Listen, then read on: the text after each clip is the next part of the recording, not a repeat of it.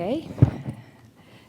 Good morning, everybody, and thank to the Quality Assurance Working Group for giving us the opportunity to have this talk. As you already know, the next edition of WMDA Standards is going to become effective in next January. So the long road towards new standards is concluded. And for this reason, we would like to have the opportunity to learn something more about the new standard, the real the standards that really are new for all the WMDA members. So I call here on the podium Ingrid and Dena. They are both members of the standard committee, and so they contributed in the developing of the new standards. And what we want to do is to share with you the new standards and if they are required or not for qualification or for accreditation or for both. And above all, we want to discuss with you how a registry would act in order to demonstrate the compliance with the new standards, and the registry will be Dena, and she will explain us as the Canadian registry would document the compliance with the new standards. On the other hand, Ingrid will act as an inspector, and a WMDA inspector, so she will ask and she would explain us what she would expect to see, to have in order to audit and to check the compliance of the registry with the new standards. So I hope that it could be helpful for everybody. This session will be recorded, so it will be posted on the WMDA share pages, and we have also prepared with the help of the Accreditation Steering Committee and of Caroline and Marike in particular. We have also prepared a poster with briefly the content of this discussion, and the poster is available getting out in the left corner in this floor. So we will start with the first new standards, 2.07.1, at least one member of the registry staff must be able to communicate in English and be available as needed to facilitate international searches. The rationale is self-evident. It's not a benchmark, so it will be required for accreditation, but not for qualification. So, Dena, how your registry will demonstrate the compliance with the standards?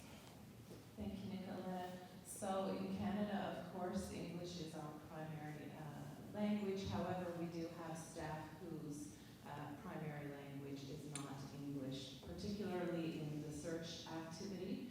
We have 3 search coordinators. One of the original search coordinators immigrated to Canada from China.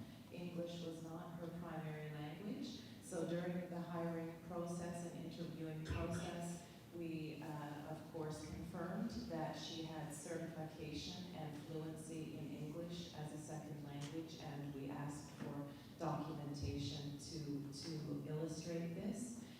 In addition, we have 2 other search coordinators who also, they work as a team, the 3 of them together. So in the case where this new employee coming from China may have had difficulties, she had 2 other colleagues that she could lean on. However, we did not see that that was an issue with this person.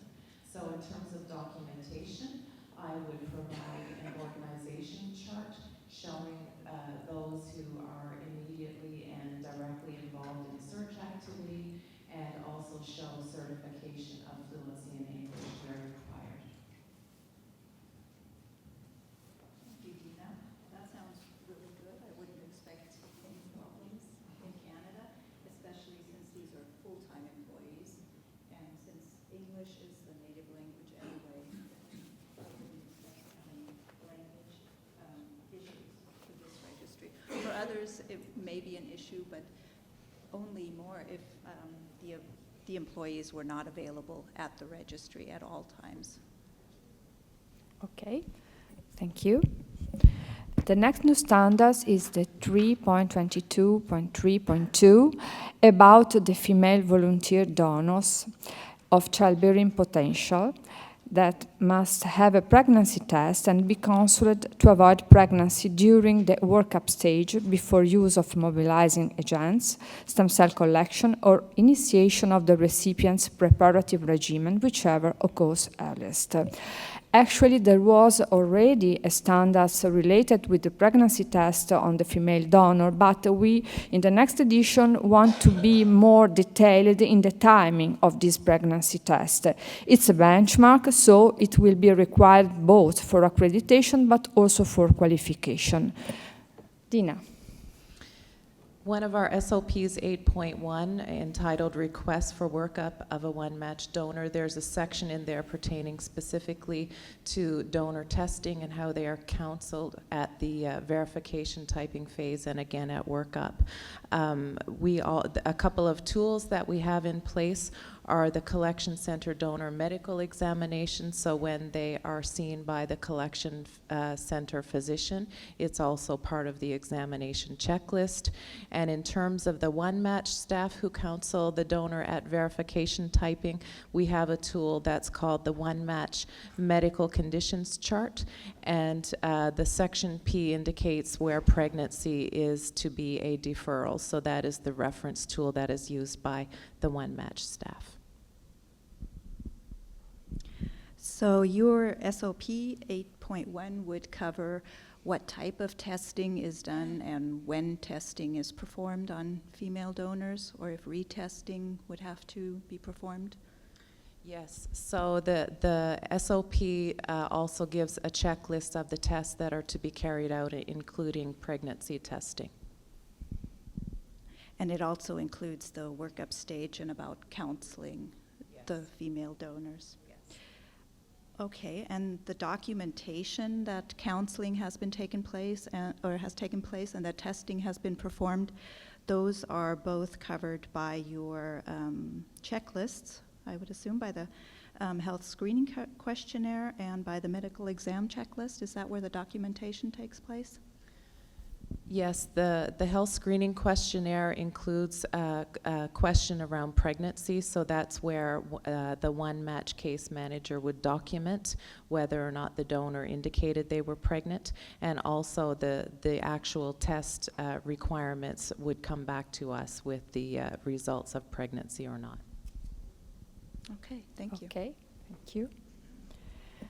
Standard 5.04.1, the registry should use GRID to issue donor identifiers. If the registry has not fully implemented the GRID, an implementation plan for the usage of GRID as a unique donor identifier should be in place.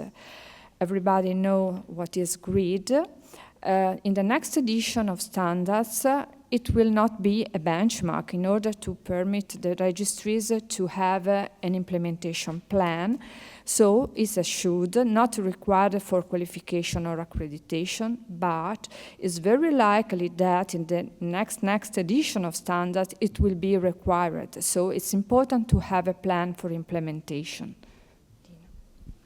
So currently Canada is in the midst of planning and preparing for GRID implementation. We aren't there yet, but we anticipate being there in 2018.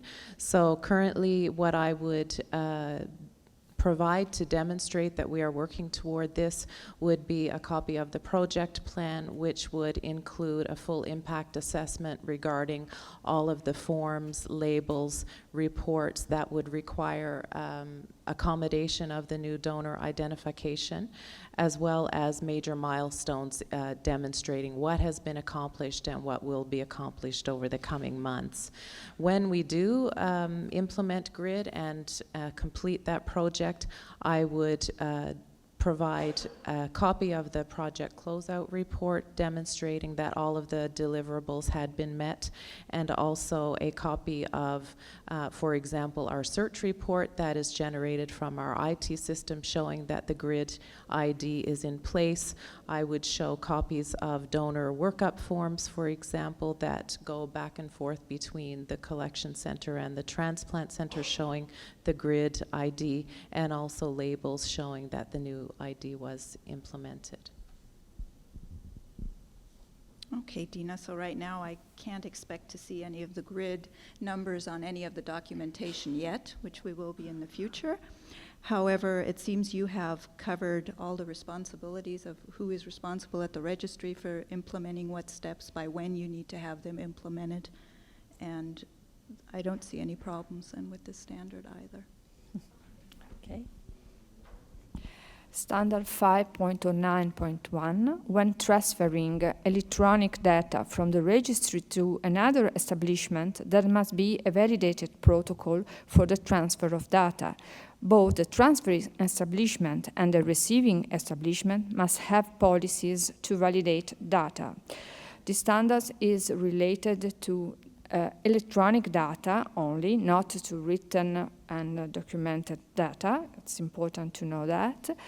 But it's always important that both parties, when transferring data, have a method to confirm that the data sent matches the data received. And we know that when we speak about IT issues and topics, it's always difficult for the registry to comply with them.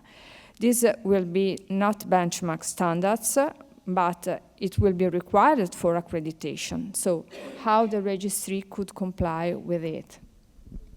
So we are currently connected via MDIS with more than 10 countries right now, making up over 80% of the donor population.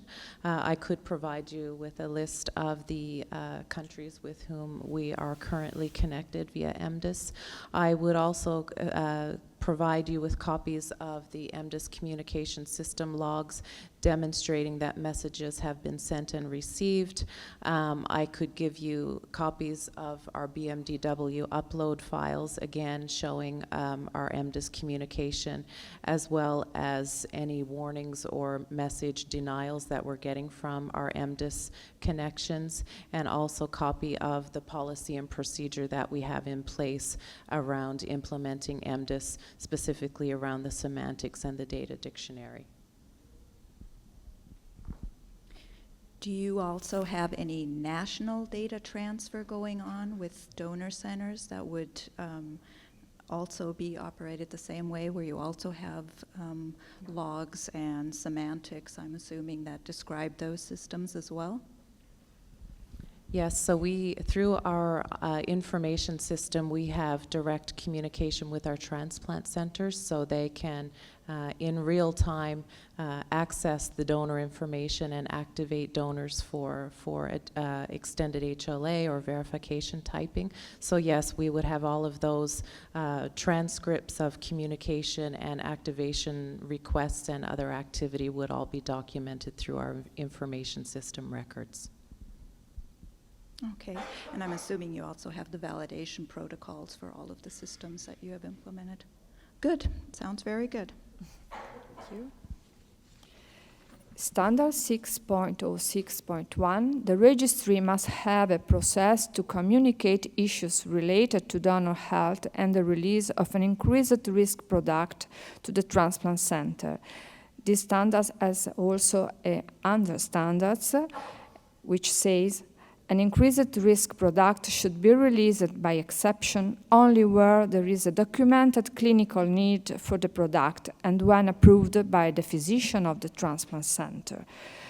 The registry, in this case, must have a policy to document why an increased risk product should be released. This is a particular standard because the first one is a benchmark standard and the second one is not yet a benchmark standard. So it's quite difficult to demonstrate the compliance with two standards. So internally, we have SOP 8.1. Again, it was referenced earlier regarding request for a workup of a OneMatch donor.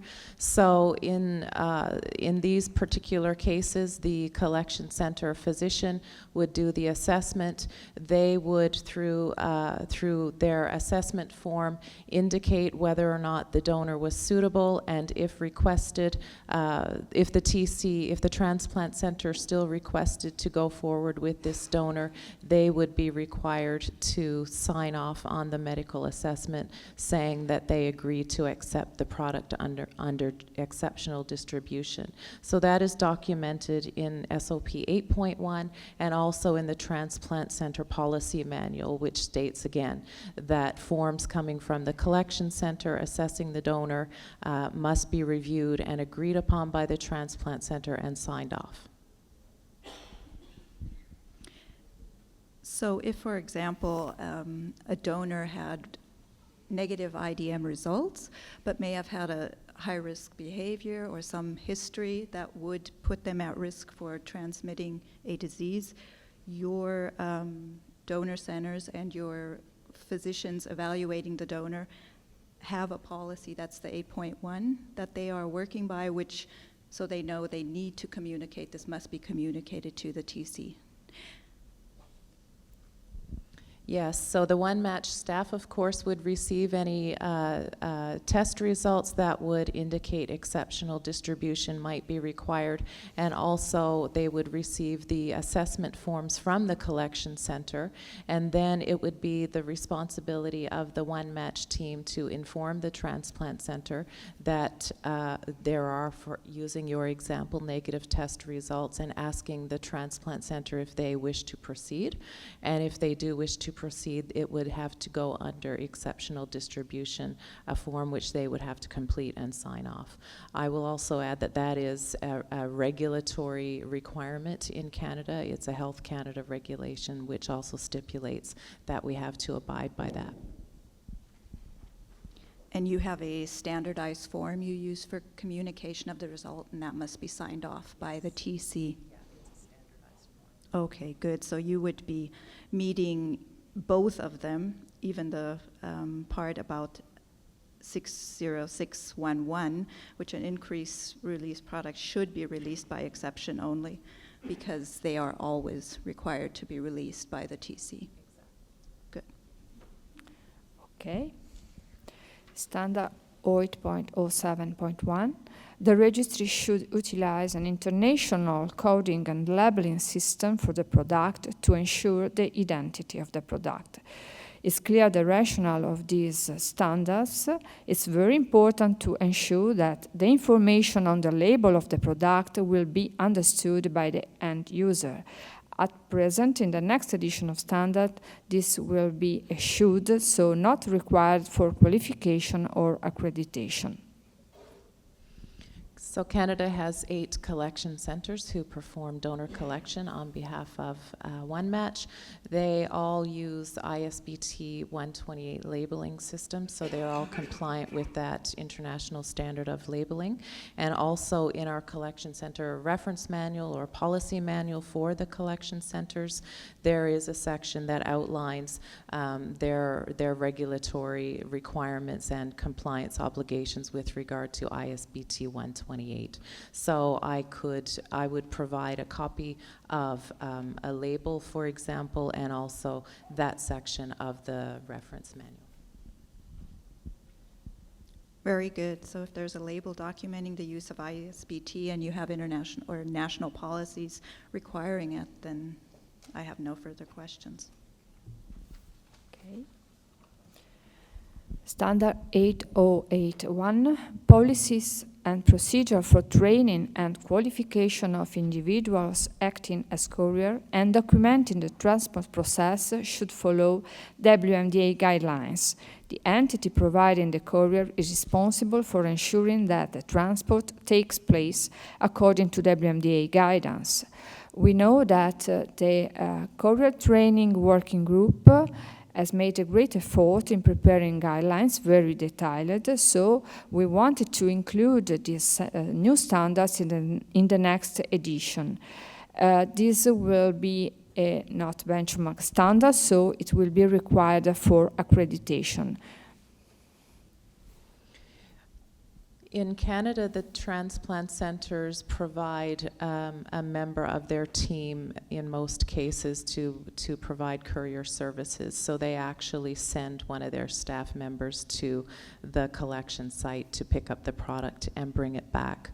So what we have provided from OneMatch is, again, referring to Section 9 of the Transplant Center Reference Manual, a very detailed checklist outlining what the qualifications of the couriers should be, as well as the training that would be required. So in the case of Canada, where the transplant centers are deemed the source establishment, it is their responsibility to ensure the appropriate training of the couriers. However, we have provided them with guidance based on the WMDA guidance. We also perform audits of their training material as well as the courier requirements to make sure that all the pertinent policies and procedures as per WMDA guidance are met. So this training not only covers how they package and transport the product, what type of transport boxes they use and forms, but also how they are to react if there's some difficulties with travel, disruption of travel, who to contact, how to know when to contact centers. We have developed some standardized forms as well that are to accompany the courier, so they would contain any customs letters that they would need to get through customs, all the emergency contact information that they would need should a situation arise while they are in transit. And yes, the policy and procedure in Section 9 outlines in significant detail all the steps from labeling, packaging, how they're to proceed through the airport, how they're to notify customs. All of that is documented in that procedure. And how does this training take place? Are they presented with documents they need to read and a brief test if they have understood the material? And how is it documented that these TC couriers have been trained? And how often does your registry check the TC training of the couriers? We have an audit schedule that we have developed with our quality regulatory division at Canadian Blood Services. So we audit the transplant centers on a rotational schedule. I believe it's biannually at the moment.